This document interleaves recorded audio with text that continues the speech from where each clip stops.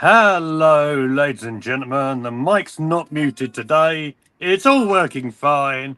Hope everybody's doing well. My name is Goonally Meads, Lee Meadows, and of course I'm joined by the poshest man in all of Somerset, Posh Bertie. Hello. Hello, Mr. Meadows. Hello, everybody. Yes, I'm doing very good. Thank you very much. Yes, I've been wanting to do a video regarding the Arsenal game a few days ago for some time, so I'm looking forward to discussing it. Absolutely. Of course, it was bank holiday yesterday, ladies and gentlemen. I didn't want to pay everyone extra money to come in, you know? So, Absolutely. He cares about us, That's what it is. I've got to ask you, how was the cricket today, mate? It was very good. I actually went home a lot earlier than expected because, unfortunately for Northamptonshire, they took, in the words of Lord Alfred Hayes, quite a shellacking from Somerset. Yeah, Love it. it was quite one-sided. So Mhm. yeah, my dad's very happy. There you go. That's Happy great. face. And you're happy too, because Arsenal are doing pretty good, mate. Last Oh, time I checked, we're top of the table. I'm very happy at the moment. Yes, top of the league by 1 goal. And Fantastic let's hope stuff. we can stay top of the league, especially going into a crucial game. Yeah, Sunday. absolutely. Let's just say hello to Luke Chapman, who's left the comment before we've even started the stream, saying my Northampton Town striker Sam Hoskins is his last day. Is it goodbye 2026? I don't understand what you're saying there, mate. But Well, it's about is he leaving the club? So up the cobblers, I guess. Absolutely up the club cobblers indeed. Hello to you. If you're watching us live, you give us a comment, say what you'd like to say, and we'll read your comments out on the stream. So, Posh, we go into Leeds United with 2 changes to the squad. Goal scoring hero from the first game, Calafiori retained his place. Ben White was missing. In his place was Julian Timber. Madueke made a full debut in place of the much criticised, certainly on this channel, Gabriel Martinelli. What did you make of the changes? I think it was the lineup we went with beforehand. I know there was a bit of debate over whether we was going to start Calafiori or Lewis Skelly. I think I set it for Calafiori because I think he would have done well and carrying on the momentum that he had against Man United. Mm-hmm. And there was a bit of debate over White's injury issues, but it was pretty much the exact lineup I would have probably gone with. And so I've got no complaints regarding the lineup beforehand. It was the lineup I'd have gone with. Absolutely. I won't say, despite a scoreline of 5-0 right at the end, it felt for a good part of that game that some of the problems that we had at Old Trafford were still resurfacing. For example, maybe Gorkarez's touch wasn't quite there. Maybe some of the movement wasn't still there. But I think I mentioned on a previous stream that I felt it's going to take a little bit of time for things to click. Is that how you saw it for the start? Yeah, we started off slow. We didn't start off as well as I'd like to. I think Leeds actually had a good chance from a corner, which Raya had to make a bit of a fingertip save. Yeah. We started off slow, and we are a bit like that, where we just need that 1 goal, and then we can start clicking into gear again and start moving. And I think that's what we did regarding the first goal that was scored. And then everything just kind of went smooth sailing from. I say smooth sailing. There's a certain injury, a couple of injuries. It's a few, yeah. But in terms of the result and the way we play, all we took was that 1 goal that we scored, and then things started moving a bit more fluidly. That's the case. Yeah. And perhaps predictably, Poch, Set Piece FC comes to strike again. This time it was a Declan Rice corner to start this off, and it was the smallest man on the field, I think. Julian Timber, the change at right back, who scored. What did you make of it? Another superb corner from Declan Rice, who's very good at delivering these set pieces. And as I said, we needed that one goal to start moving a bit more easier with ourselves. And Timber got off the mark, and I was a bit another set piece, really, another defender. Kind of wanted to see get a goal from open play, which we did. We'll get to in a minute. But listen, I'm still obviously delighted to see us get off the mark, get on the score sheet, and I'm happy for Timber as well. Good delivery from Rice, and it just fell easily to Timber's head, and it's 1-0 to the Arsenal over 30 minutes gone, which was good considering Raya made a save early on. So it's important to point out as well. It was important. Are you not going to talk about something that happened before the game regarding a certain player's entrance? We can talk about it now, sir. Absolutely, of course. I mean, what a boost this was, the confirmation of Eze signing. I would imagine that might have shut up a couple of critics. Posh, would you be one of them? Do you know what? I had a feeling that even when Havertz was injured and Trossard was signing a deal, I think that's going to be it for us. Either we'll get reports that, we looked into the market but didn't sign anyone, or we would sign Nicholas Jackson or someone like that. That would have been my prediction. But no, got proven wrong, and Eze signed for us, and I'm absolutely delighted he's an Arsenal player. He's someone that I've been wanting for a while, someone who you've wanted for a good number of years now. Absolutely. And it was just so amazing to see him get a hero's welcome out on the pitch. And whoever's idea it was to remove the tunnel, and so it makes him look like he's returning like John Cena in the 2008 Royal Rumble, was absolute genius. It was fantastic. You criticised that very decision. It was Arteta's idea. I think I told you about it. What, the entrance? I didn't criticise it.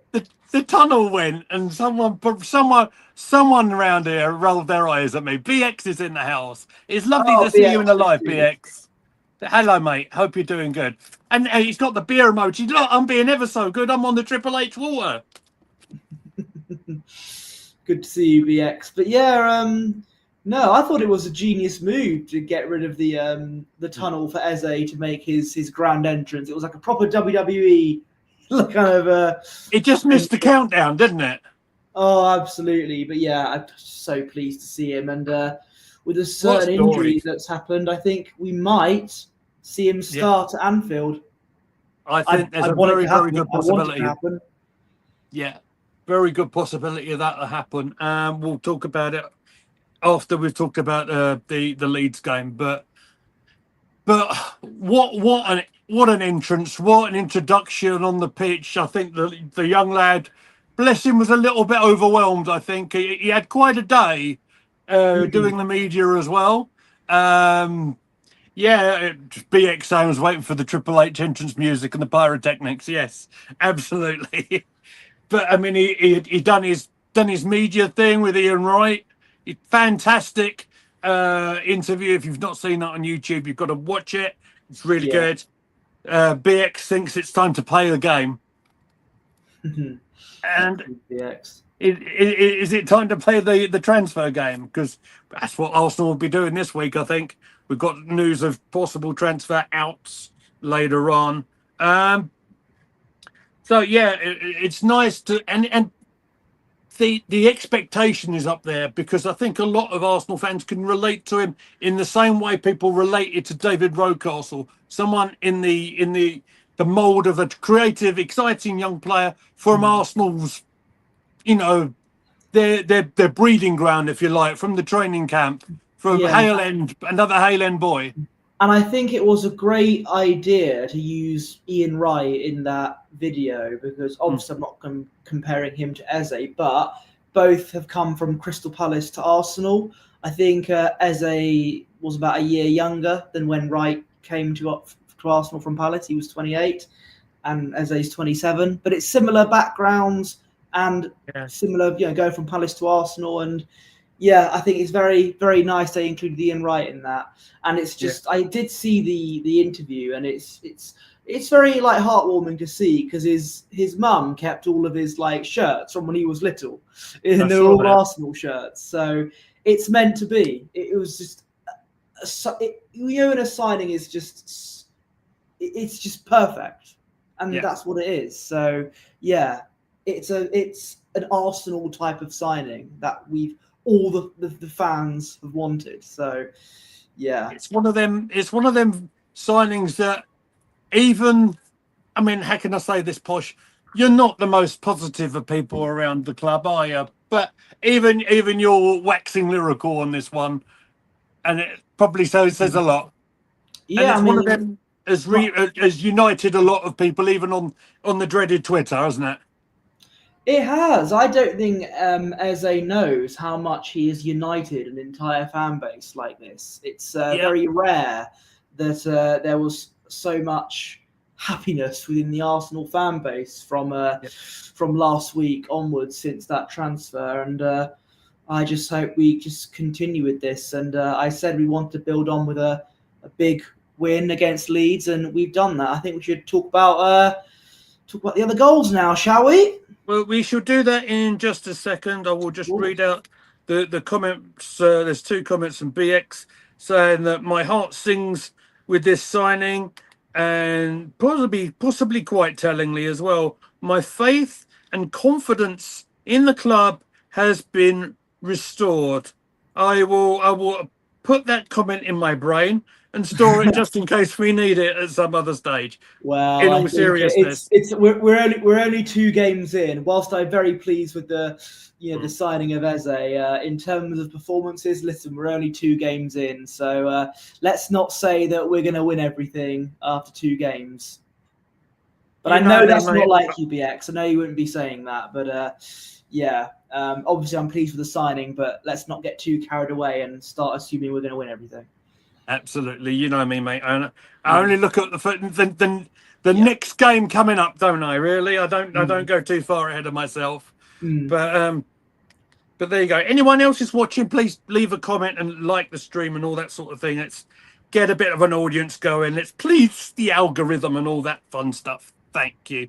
Yeah, let's talk about the second goal, because I think you already mentioned. I think the goal from Timber settled everybody down in the stadium, particularly because it came before half time. I think Mm. that made it a little bit easier, meant that Leeds possibly would have to come a little bit further forward. Mm. And we actually get a goal, really well worked goal as well. I think it was Timber, was it? Was the assist as well here, playing Saka through on the right hand side, hits it with his right foot. Goalkeeper possibly is at fault here. Whether the shot was too quick for him to see go past him or not, it remains to be seen. But heck of a strike from Saka, and he'd been Yeah. quiet. Yeah, just before half time as well. And obviously, we'll probably get to more about Saka very soon. But it was just a superb finish from him, and a tight angle as well. And yeah, we get a 2-goal cushion just before half time. And yeah, we were in our groove, as they say. With Eze, good times are coming. I hope so, BX. I really hope Yep. so. One of the things I like about him is that he is one of the players that can help go through low blocks, which is something we've struggled with for a while. So yeah, hopefully Eze can help us with that. But yeah, I hope good times are coming, because I think the signing of Eze is brilliant. But anyway, Saka scored a lovely goal and 2-0 up going into half time. Absolutely. I want to say something as well on Eze. I should have said earlier. Yeah. I think the way he glides with the ball, I think he's got a whole style to himself. He uses class. If you watch a compilation of some of the goals he scored at Palace, and you remember he scored a goal in the cup final as well. Yeah, he's got a medal. Everyone, he's got a proper medal. I know. Oh, he's got a trophy as well.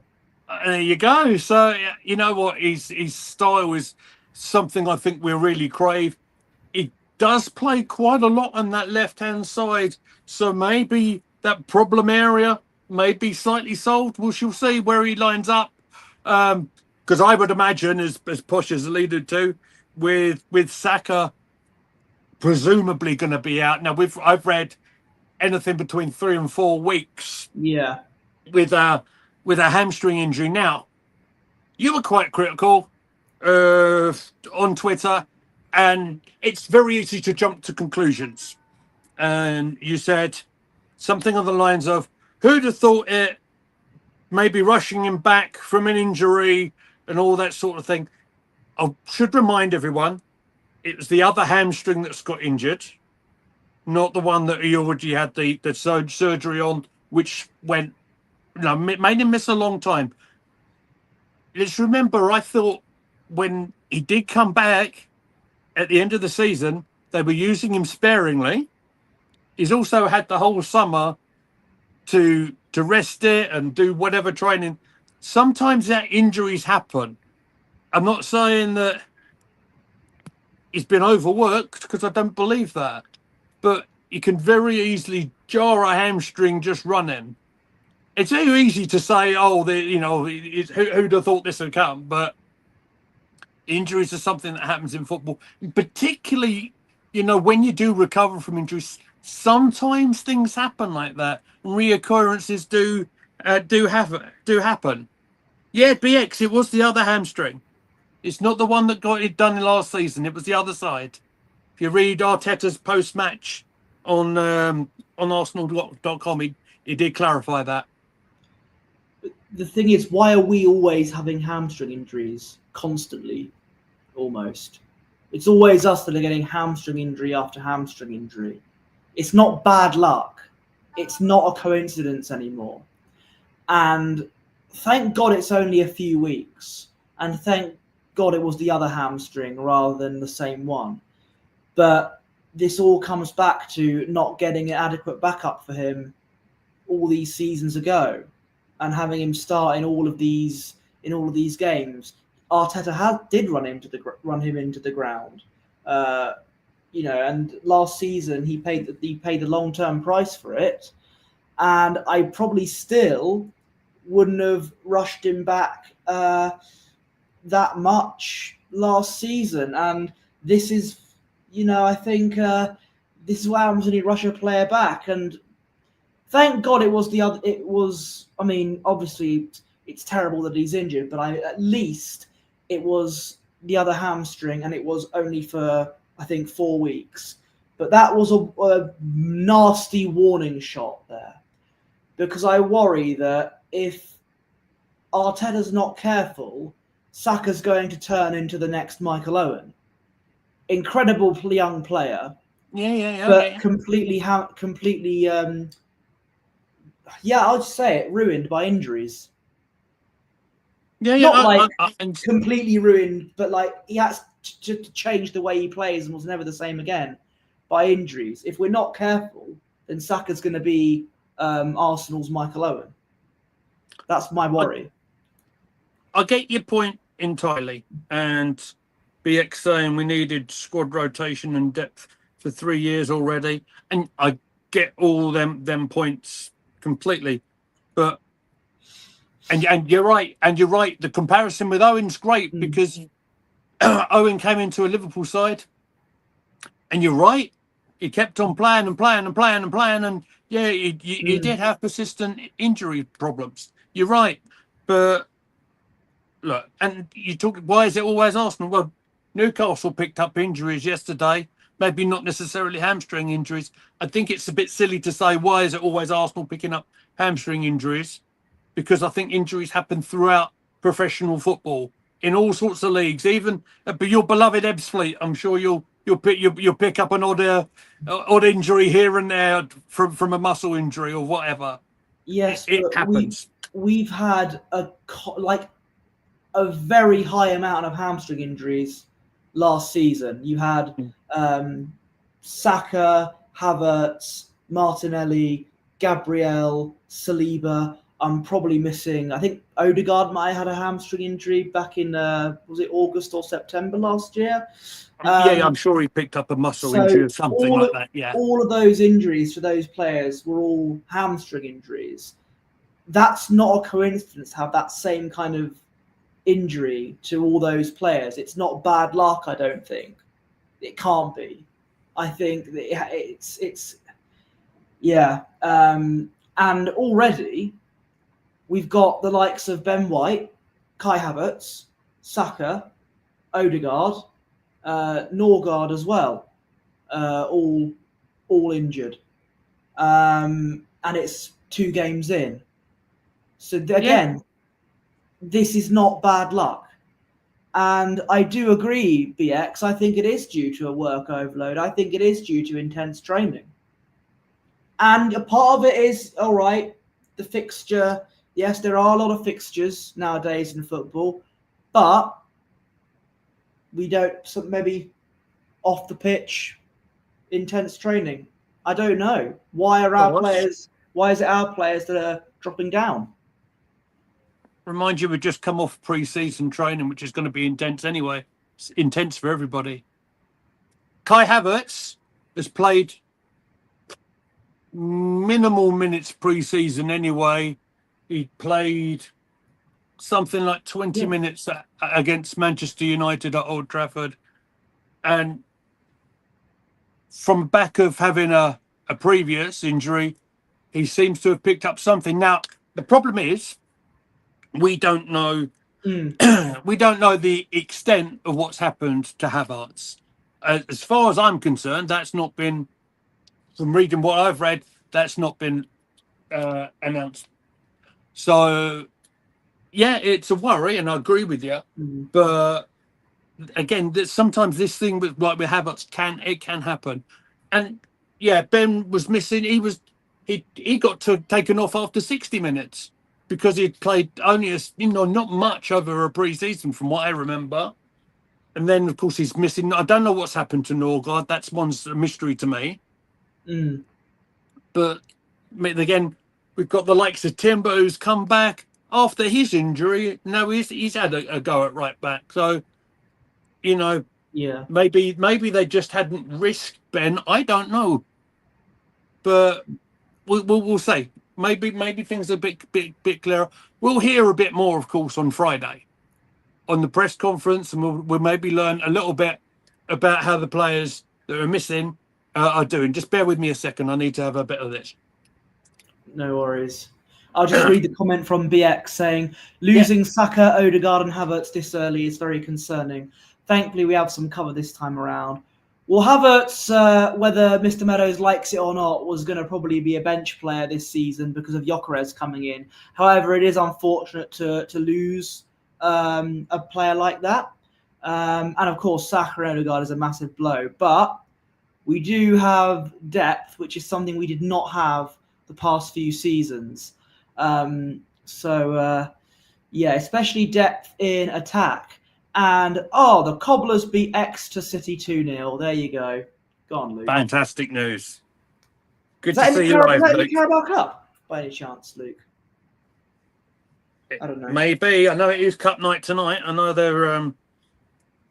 mind you, if that's a half... It's already 8:30, so it's a bit early for that, isn't it? Must have been a result on the weekend, then.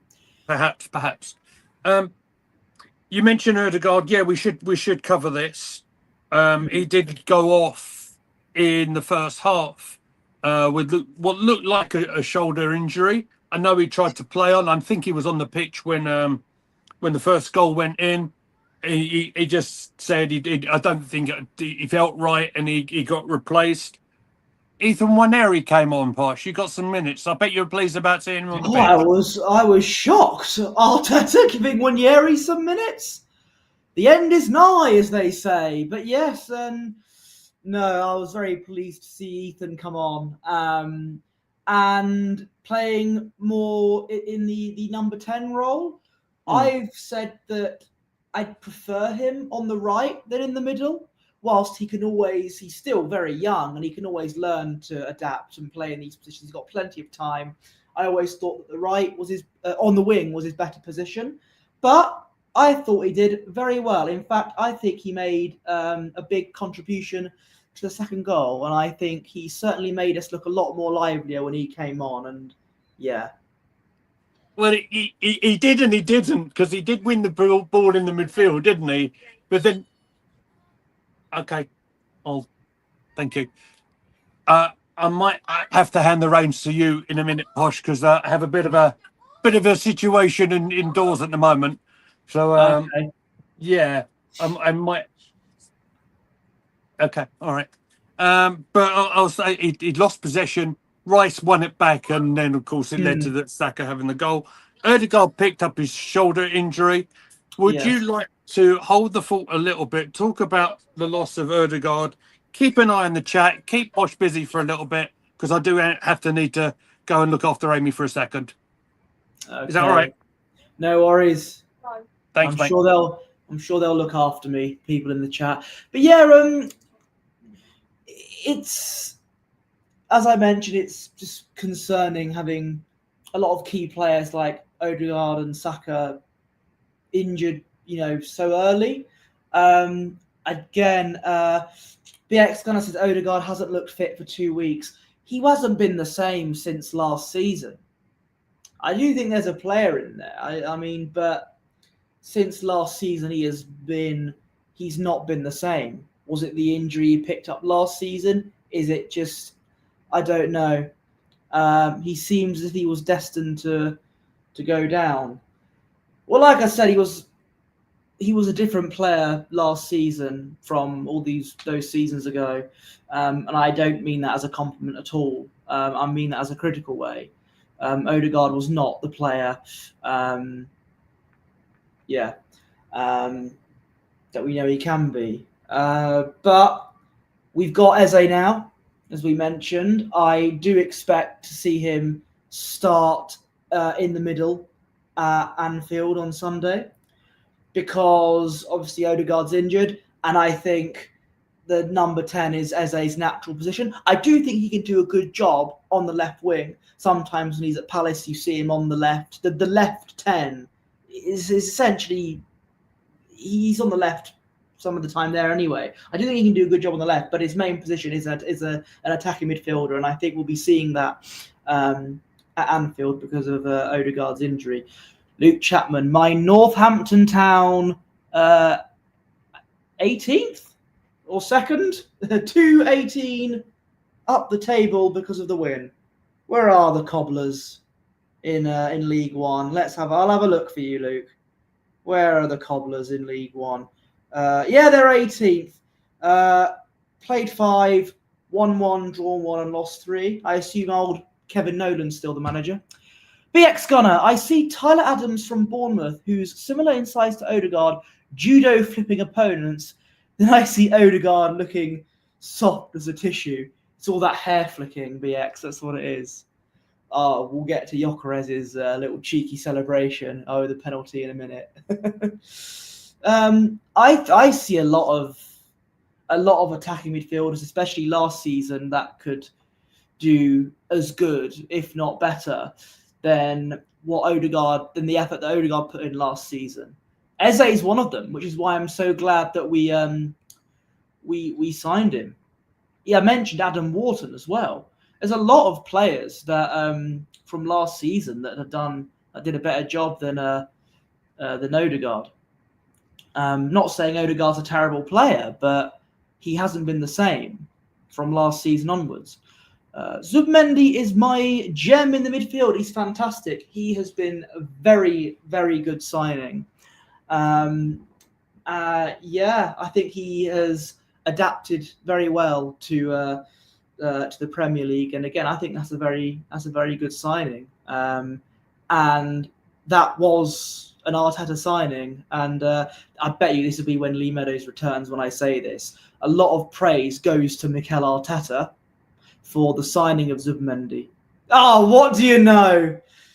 Praise Arteta and he appears. I was just saying, BX mentioned Zubmendi is my gem in midfield. He's fantastic. I think Zubmendi has taken Premier League life very brilliantly so far, and I think that was actually a good signing from Arteta. He's wanted him for a while, so I actually think that's good. Praise goes to Arteta for that signing. You I don't see? think he had it all his own way against Manchester United, Supermendy, but I think he would have learned an awful lot in that game. I think because it got quite physical, didn't it? Especially really early doors at Old Yeah. Trafford.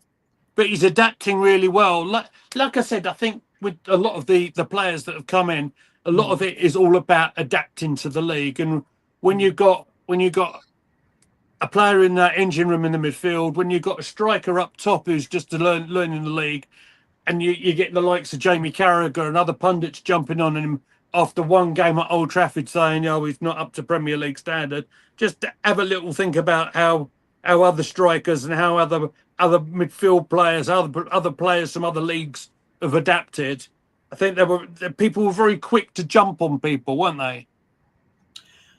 Yeah, I think if this is about Gyökeres against United, yeah, it's one game and it's a game, you shouldn't really have your first game of the season that if you're a club like Arsenal going to Old Trafford. But I'm sure we're going to get to Gyökeres. We'll do Gyökeres in just a second. I don't know if you've read all these comments. I think I have, yeah. Yeah. I know Odegaard with his pre-season. I know he missed the first couple of games. I know he was substitute for some of them games. I don't know if he didn't look. I thought he looked good at Man United. I thought he was one of the few attacking players that actually put up a real good performance out of everybody that was in that front line. Just my opinion, but that BX thinks as though it was like he was destined to go down there. So that's what everyone's views are entitled to. Well, right. I was saying to BX when you were away. Yeah. Since from last season onwards, he hasn't been the same player, and it's frustrating really because we know there's a player in there. He certainly is. He certainly is. But okay, fair enough. Right, second half took Gyökeres 3 minutes to maybe silence some of the critics that he's had. Received the ball, I think, down the line from Calafiori, if I'm not mistaken, and pretty much all his own work, bit of close control, weaving into the penalty area and putting a shot into the near post. That was a heck of a goal for someone who got criticised a lot in his first game. That was a fantastic individual goal very early on in the second half. And he just easily dealt with the two Leeds defenders and calmly slotted it in the back of the net. Very, very good individual goal.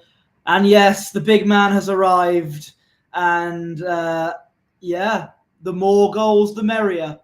BX says absolute monster of a run and a goal. Oh, absolutely. It was wonderful. Oh, I was so pleased to see him score. And people go, "Oh, it's only Leeds." Listen, you can only play what's in front of you at the end of the day. And I think after all the stick that he got at Old Trafford, I think that goal is a huge weight off his shoulders. And I think hopefully he's ready to be the clinical striker that we've been craving for so many years. Again, Gyökeres is the player that I wanted, so I can't complain, can I? Absolutely no, and he got criticism, and maybe it wasn't quite match ready either. I mean, that's why he's had so many minutes as he did. He got 90 minutes plus, in fact, on Saturday. Kind of handy because he managed to score another goal. But it's funny now people are looking at Sesko and having a pop at him at Old Trafford. But give the guy a few minutes, at least give the guy chance to settle into his old club. I'm not a Man United fan, but you see someone get we'll move the criticism over to him now. Really? Don't get it. I don't get it. I'm sorry. Right. Happy to say Set Piece FC did come back into play in the second half. Maybe a bit of a messier goal in this one, but another corner and another goal for Timber. I don't know. It's not pretty, was it? Yeah, obviously the Saka injury happened before then. We talked about that. I think Trossard came on for him. It was a bit of a scramble, bit of scrambled eggs, wasn't it? But hey, a goal's a goal, and again, already 3-0 up. We made it 4, so we can't complain, can we? Yeah, as I said, scramble, but it went in the net, and that's 2 goals for Urian Timber. And yeah, what a game he had. And you've got people saying that he's the best right back in the Premier League. I actually agree. I think we do have certainly one of the best right backs in the league. That's a definite. The best. I reckon he's definitely up there. I think we're rather blessed with some of the defenders we have at the club, actually. You know, look, Ben White played the first game. Timber comes in the second. We've not even started Miles Lewis-Skelly yet. Calafiori's looked good, in my opinion. Gabriel Saliba still there. I mean, it looks like Kivior might head out, but that's for in a bit. Well, we're getting potentially another centre-back that could be integral as to why Kivior is leaving. Yeah, we'll get to that. So BX and the number 14 and number 10 are back in the limelight at the Arsenal, absolutely. And we're going to get a set piece goal at Anfield. Yeah, I think you'll get pretty good odds of doing that. Well, listen, I don't care how we win. I don't care how we do it at Anfield as long as we get the 3 points. It's one of the, it's the game where you just gotta. I don't care how we do it. Take the 3 points and run. That's what we've got to do at Anfield on Sunday. Absolutely. Best wishes and good evening to Emerson Crozier, who's just joined us in the chat. Hello, mate. Hope things are really good with you. Right. Yeah, it's probably worth talking about. Yeah, substitutions.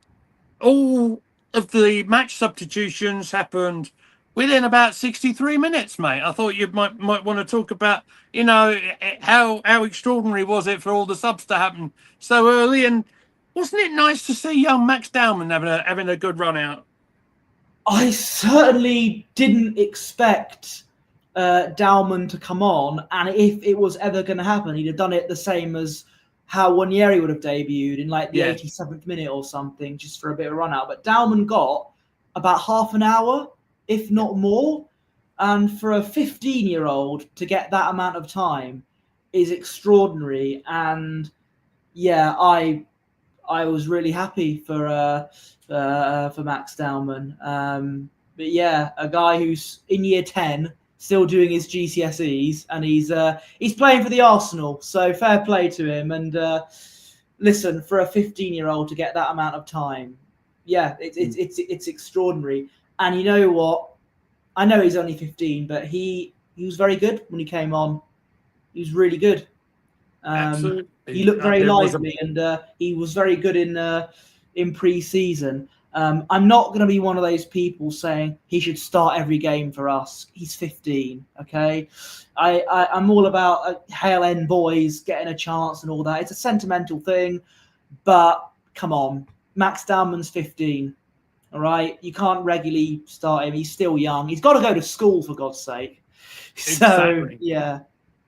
I do agree with BX. We do have a special young star on our hands in Max Dowman. I think he's talking about you. I'm 9 years older than Max Dowman. Yeah. And I bet you Max Dowman's voice is probably deeper than mine as well. You're certainly a lot posher though, so it's all right. Yes. All right, but yeah. I want to say about Dowman, he brought a buzz to the field every time he got the ball. His teammates weren't scared of giving the ball to him. He had a crack or two at goal as well. And of course, he won the penalty right at the end, didn't he? Do you want to talk about the penalty? Yes, there was a question of a dive. I don't think so. I think he did get tripped up. It was quite close, but I do think he got tripped up in the end, Max Dowman. But he won us a penalty. I mean, look. You're not going to say what I think you're going to say, are you? I did say, because I was watching the last few minutes with my dad, and I was saying to my dad, wouldn't it be funny if they let Max take it? Wouldn't it be funny? But I was like, I know it wasn't going to happen. Put your sensible head on. I know, but I thought, wouldn't it be great? Got Max to take it. Nice. Yeah. But no, we've got an actual penalty taker, a very proven penalty taker in the team, in one Victor Gyökeres, and we needed him to get his brace, and he did just that. And that penalty, oh my! I know I shouldn't compare an Arsenal player to this kind of player, but it was Harry Kane-esque the way he took that penalty. Absolutely ruthless, banged it in the net. And I just said, ice in his veins, Gyökeres, when he took that penalty. And like Randy Orton did the hair flicks. I was going to mention that as well. What a way to respond to criticism that he flicked his hair more times than the ball, and then he just rubbed it in people's faces at the end of the game. I loved it, mate. That was funny. It was very good, and and because of that, we weren't going to be top of the league with Tottenham because our name began with A. We were top of the league now by 1 goal, so we knocked Tottenham off their perch. So that's another hijack. Good from Gyökeres. We're now top of the league by 1 goal. Fantastic stuff. Right. So that's really all I want to talk about again in terms of the Leeds thing. I think we're sort of in that last period. I think we last sort of week or so of the transfer window now, mate, and quite clearly we've got a lot of players come in. There's still a lot of time for people to go. Dom Palmer, Arsenal domination, put in our chat early this morning. Looked like Sammy Lokonga's going to have a loan with an option to buy looking likely again. I mean, I don't know how this guy is still at the club, but be that as it may. Someone has to walk the dog. But he can't walk the dog if he's gone out on loan, can he? No, absolutely not. We need someone else to be the Cedric role and the Tomiyasu role and now the Lokonga role of Wynn's dog walker. Perhaps they could give it to Havertz. I'm joking. Don't. But I mean, it's no. I was going to say it's quite weird seeing a donkey walk a dog, but that's. Oh, he's bringing the jokes out, ladies and gentlemen. It's that time of the day. No, that was funny, Posh. I liked it. Thank you, mate. What do you know about the chap that Fabrizio Romano spoken about on Twitter today? I'm going to try his name, Piero Hincapi, I think. Pedro something or I can't pronounce his surname. I've heard of the name before, but I have never seen him play. So I can't really pretend that I'm an expert on this player. Right. What I will say is that I am a bit confused by this signing because our defense was already fine. I think if we still had money left and Kivior was going to go, I reckon we could have used that money to go in for Rodrigo, get a proper left winger in or get a loan for him. I know our attack is bloated already, but we've got to be greedy in these things. But I just think, whilst, he might be a good player, I just think it's a bit of a strange one. I think we've already got a lot of defenders. I just think we could have used that to get a proper left winger rather than, I mean, Eze can play on the left, but it'll be makeshift. Yeah. I don't really get the signing, but maybe we need to rotate our defenders. That's maybe what it is.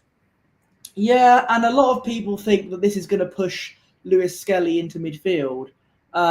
It took Arteta about 3 years to realise that Zinchenko was a natural midfielder. So I don't know how long it's going to take for him to realise that Lewis Skelly is a midfielder. Well, I'm sure he knows. He would have worked on the field a lot longer than we would have done. But I'm not sure. I'll believe Lewis Skelly in midfield when I see it. I know that is his natural position, but certainly is played in the FA Youth Cup very prominently with a lot of cameras involved. So yeah, I'm sure he knows. But we'll talk about Kivior. I mean, Dom's mentioned, especially on the back of his run at the end of last season, his value probably never be higher. Looks like Porto are going in for him. This looks like it's probably going to be a permanent move, and Fabrizio's already saying that Kiwior's already said yes to him. So, what do you make of that?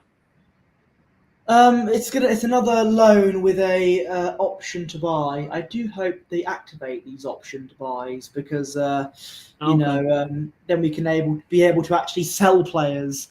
But yeah, we need to offload a few players. Our squad is getting very full. It's getting as bloated as my belly, I think I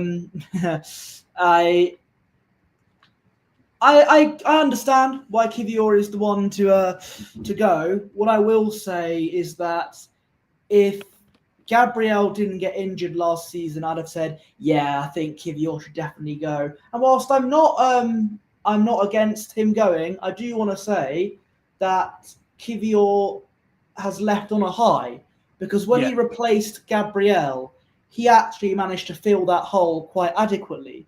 In fact, there were games where when it was him and Saliba in defence last season, Kivior was the better of the two in some games, like against Real Madrid, for example, at the Bernabeu. Right. So much credit went to him for managing to fill in that gap in the defence when we really desperately needed to. So Kivior ended his time at Arsenal on a high, and I wish him well at Porto. We've got players like Mosquera now. Calafiori can play centre-back. Timber can play centre-back. And we're going to probably get the new player from Leverkusen. I believe Leverkusen just signed Lucas Vazquez from Real Madrid, who's a defender. So I think they've already got their replacement in. I think it's all but said and done. With Kivior going, we're going to get Pedro in. Absolutely. I'm just looking back on my notes. I should have said earlier on there was a report, and whether this has happened or not, or it's just speculation, I don't know. AFC Extra said on X, the Trabzonspor have reached a preliminary agreement with Arsenal regarding Albert Sambi Lukonga. So a loan with an option to buy. So that's the story. I don't know what sauce it was, whether it was ketchup or mustard, but I think I take a lot of these unknown ITKs with a big pinch of salt. I get you. Yeah, I get you, but worth talking about. Aside, you mentioned Zinchenko. He wasn't in the squad again. I don't believe for the Leeds. I think he's probably done. Yeah. So do you notice as well how a lot of attackers, Madueke, Dowman, and Trossard all came on. Not a single minute for one Gabriel Martinelli. I was going to mention it. What do you think it means to him, mate? Because is that telling? It could be. We've got, I think, about 6 days to go in the transfer window. So time is running out. But I think he's probably, if we're going to get rid of an attacker, Martinelli probably looks to be the likeliest to go, and it's going to be some money from Saudi Arabia. Maybe that's nothing is all said and done. But I think if I was predicting something, Martinelli would probably go to Saudi Arabia, and hopefully by then we'll be able to have enough time to go and get Rodrigo, whether that's a loan with an option to buy or straight up money, I don't know. But I think it's all a bit complicated. Plus, there have been rumours that he's decided to stay at Madrid, so it's all a bit up in the air. Start Madrid's last game, I believe. Yeah, and it was on the left as well, which is something he's wanted to do. Anything can happen here, can't it?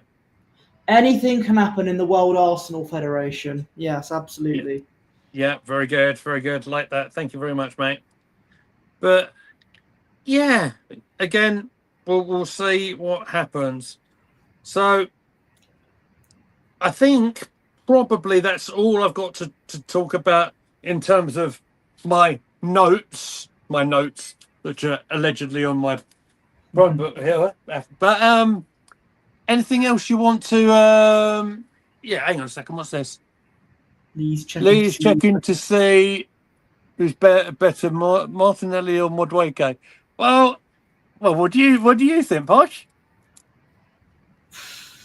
I think at the moment they're both the same, but I don't know. Again, it's too early to judge Madueke. It's only one game he started, one proper game he started, I should say. Yeah. So yeah, and he's gonna probably play on the. He will play on the right against Liverpool because of Saka's injury. I think we're gonna probably, if Martinelli isn't sold in time, we might see him on the left, either him or Trossard on the left, Madueke on the right, and Eze in the middle. Oh, Eze in place of Odegaard because of Odegaard's injury. I see. Could happen, or we could play Eze further forward, and then Ethan could play in the number 10. Of course, yeah, but there's a lot of options there, isn't there? Probably a ton more options than we previously had. Do you know? I should have said that there was a comment earlier on, and I think it might have been BX that said maybe Saka might have to adapt a little bit. Let me go and find that. Yeah, it's up there somewhere. Yeah, Saka may have to move to a more central role to adapt to a loss of pace if need be.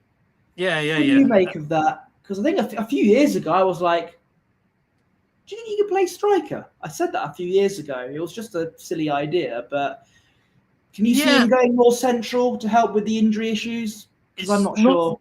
It's not the first person that's suggested it to me. My brother had a few things to say about that issue as well, and yeah, he might be onto something because you can't always rely on your pace. He's got a lot of skill. He can adapt. He's already played from left back to playing right midfield. So I don't know why. He certainly could do. I think it's an option he can use. Maybe it won't do his legs in so much running wide. I don't know. It's a possibility.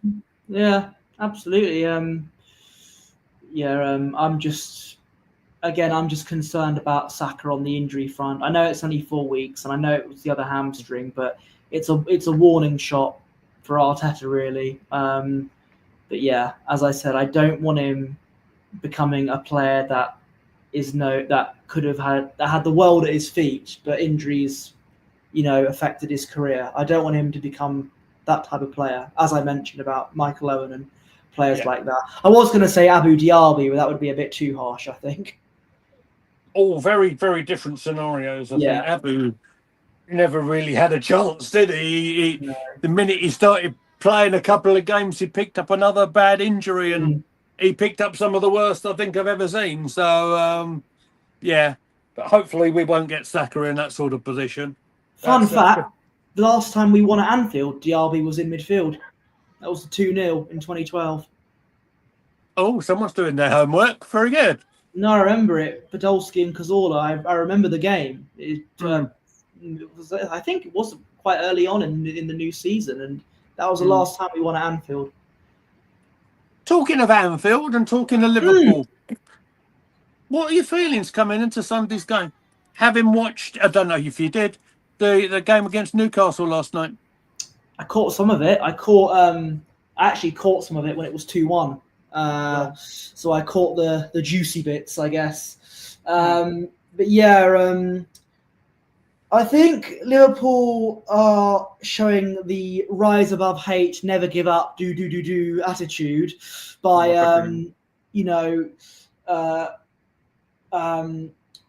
showing a bit of fight and winning in the last stages of the game. I do think, I don't want to say too many things because it might come back to bite me, but I do think that they can get caught out defensively this season. I think they've been caught out defensively more often than you'd think they would be. Attack-wise, though, they're really good. I think Ekatike, I need to say that slowly, is a really good striker. And, of course, Mohamed Salah is, well, Mohamed Salah. He's all right, I suppose. Yeah, and you never know. There's questions about Isak. So I think Liverpool's attack is very good. Their defence should be good, but I think that there have been times so far this season where defensively they have got found out. And I think because we're going to have a lot of pace, even without Saka, with the likes of Madueke, Eze, potentially Wanyeri in there, we've got a lot of pace. And I think we do have the ability to catch Liverpool out. But at the same time, we need to put in a solid defensive display like we know we can do to prevent their attack from getting anywhere near us. I'm actually... It's similar to Old Trafford. Yeah, I'm actually quite looking forward to seeing... I think we are in for a meeting of the minds, if you will. But yeah, I'm strangely quite... I don't want to say anything. I'm quite... Yeah. Go on, say it, Posh. Go on. My feelings will probably be different going into the day of the game. I think we might actually do it, you know. I think we might win about 2-0, 2-1. I think we could do it, you know. I think we might do it. I don't want to say anything like... I don't want to speak with chest, but I have a feeling we might have something for them. Goodness me. We'll see. What has happened to Posh? But where's the real Posh Bertie gun? It's that Somerset air, isn't it? It's the you. West Country air. It's the ciders. But you know what? I think there has been a lot of positivity amongst the Arsenal fan base since the Eze signing, and I don't think even he knows how much he's united an entire fan base like this. But there's been a lot of positivity since then, and I just, you know, I believe it or not, I don't want to be negative. I'm hoping at the end of the season I've been wrong about Arteta all this time. You know, I want to be wrong. I do. So I'm not going to be one of those fans that's going to say, you know, oh, we beat Leeds 5-0. Where are all the Arteta outers now? We're going to win the quadruple. I'm not going to be one of those people because we're 2 games in. Okay. Yeah. Let's take it one game at a time. See where we are in May and what has happened in our season. And but at the moment, I just think, you know, we can have the players that we can take on anyone. We do. I just think we are that we're built for that. But that's in my mind. It depends what happens on the pitch, and it's all different when it's on the pitch. You know, I'm not underestimating Anfield at all. Completely not. But you just there's a bit of like optimism in the air with Arsenal. Yeah. Right, Posh. Well, I don't think we could end the stream on a better line, a more positive line than the one you've just given us there, mate. I mean, watch Posh Bertie's Twitter. I'm sure he'll change his tune before when Sunday. We're 5-0 down at half time and everything, I'll go. Yeah, but you know, this has been nice, Posh.